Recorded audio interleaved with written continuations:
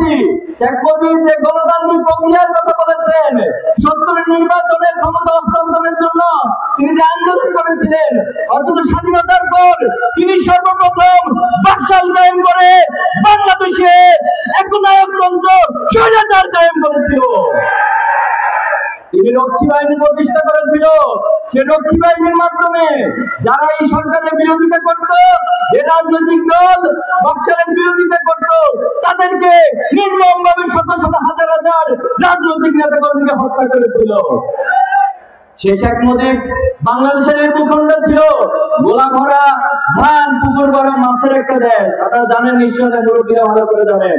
অথচ এই রাষ্ট্রে দুর্ভিক্ষ হয়েছিল শুধুমাত্র তার যে চুরিতন্ত্র এবং তার যে লুটপাট তন্ত্র, তার মধ্য দিয়ে বাংলাদেশের দুর্ভিক্ষ কখন স্থাপন করেছিল।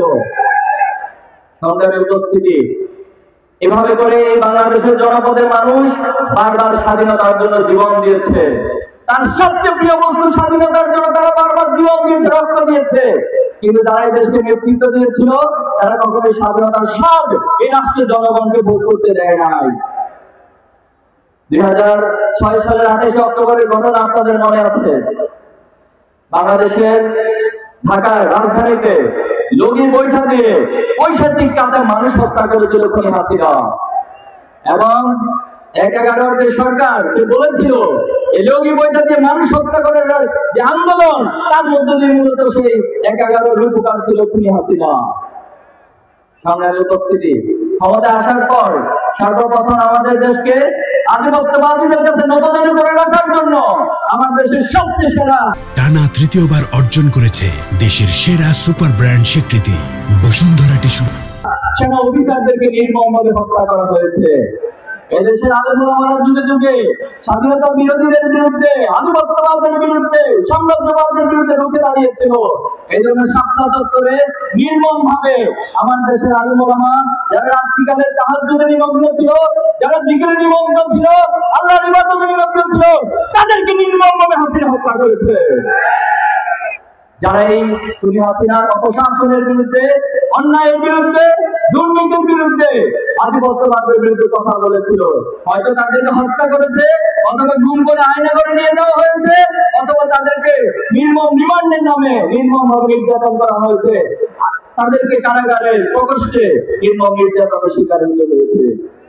এই যখন ধারাবাহিকতায়, তখন আমরা দেখি 2024-এর জুলাই এবং আগস্টে বাংলাদেশের ছাত্র জনতা আবাবিল পাখির মতো হাসিনার সেই দুঃশাসনের বিরুদ্ধে দাঁড়িয়ে গিয়েছিল।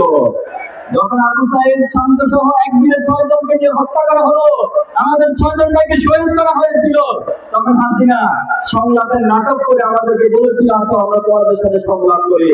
তখন আমরা সিদ্ধান্ত নিয়েছিলাম, এই প্রজন্ম আমরা বলেছিলাম, আপনার অতীতের দুঃশাসন প্রমাণ করে আপনার সাথে সংলাপের মধ্য দিয়ে কখনো আমাদের রক্তের দায় শোধ হবে না। এই জন্য এই রক্তের দায় হবে চূড়ান্ত মুক্তি। এবং সেদিন এই প্রজন্ম সেই সিদ্ধান্তের মধ্য দিয়ে 5ই আগস্ট 36শে জুলাই বাংলাদেশের নতুন এক স্বাধীনতার সূর্যোদয় উদিত হল। আজকে আমরা নতুন প্রজন্ম ভেবেছিলাম 36শে জুলাইয়ের পর মানুষের মধ্যে আর হিংসা থাকবে না, মানুষের মধ্যে রাজনৈতিক কাজে ছোটাছুটি থাকবে না, মানুষের উপর দলীয় আধিপত্যবাদের নীতি থাকবে না, সন্ত্রাসবাদ থাকবে না। কিন্তু আমরা দেখছি কোন কোন ব্যক্তি, কোন কোন দলের মাঝে তারা সেই পুরানো ফেসিবাদী কালচারকে এখনো ছাড়তে পারে নাই। আমরা বারবার এই কথাগুলো বলেছি, আমরা কোন ব্যক্তি বা দলের বিরুদ্ধে নই। আমরা কি কোন ব্যক্তি বা দলের বিরুদ্ধে? কিন্তু যারা এই সন্ত্রাসবাদ করবে, যারা পাথর মেরে মানুষ হত্যা করে, যারা নিজেদের নমিনেশন না পাওয়ার কারণে নিজের দলীয় কর্মীকে হত্যা করে, যারা চাঁদাবাজি করে, টেন্ডারবাজি করে, লুটপাট করে, এই প্রজন্ম তাদের বিরুদ্ধে দাঁড়িয়ে যাবে।